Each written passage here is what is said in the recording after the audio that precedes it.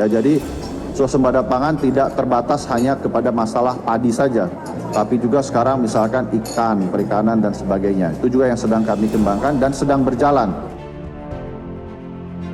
Menteri Transmigrasi Muhammad Iftita Sulaiman Suryanagara mengungkapkan saat ini pihaknya telah menekan kerjasama dengan Kementerian Pertanian, Kementerian Desa, Kementerian Perindustrian, Kementerian Perdagangan, ATR BPN, hingga Kementerian Kelautan dan Perikanan. Menurutnya, kawasan transmigrasi di tanah air saat ini mampu menjadi lumbung pangan baru dalam program prioritas swasembada pangan milik pemerintah pusat. Iftita menjelaskan kontribusi kawasan transmigrasi di sejumlah daerah berdampak signifikan atas produksi pangan nasional. Sebagai contoh, komoditas hortikultura seperti durian di Parigi Motong sebesar 80% produksi berasal dari kawasan transmigrasi. Pada transformasi transmigrasi, pemerintah fokus pada 3 hal utama, yakni peningkatan kapasitas pengetahuan dan teknologi, penguatan investasi, hingga perluasan akses pasar melalui skema off-taker.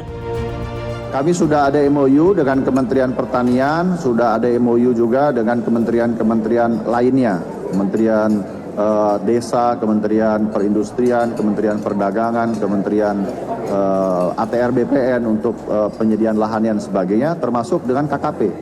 Ya, jadi swasembada pangan tidak terbatas hanya kepada masalah padi saja, tapi juga sekarang misalkan ikan, perikanan dan sebagainya. Itu juga yang sedang kami kembangkan dan sedang berjalan.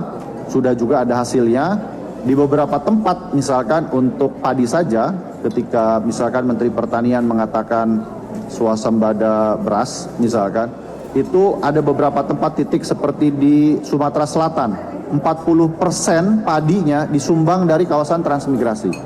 Juga misalkan di Merauke, itu hampir lebih dari 60% disumbang dari kawasan transmigrasi. Jadi seperti durian, itu untuk Parigi Motong saja 80% dari kawasan transmigrasi. Dari Jakarta, Max Munte, Fadlan, Simpo TV melaporkan.